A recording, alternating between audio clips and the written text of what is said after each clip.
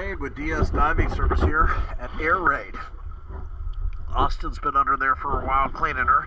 I'm going to inspect and touch up.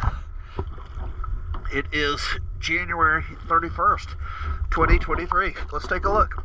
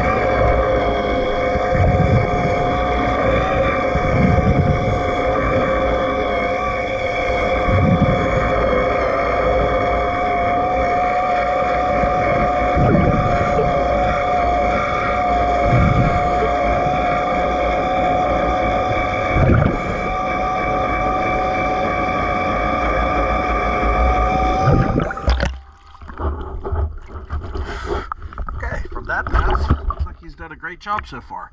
Let me keep looking and we'll get her cleaned up. Thank you for choosing DS Diving Service.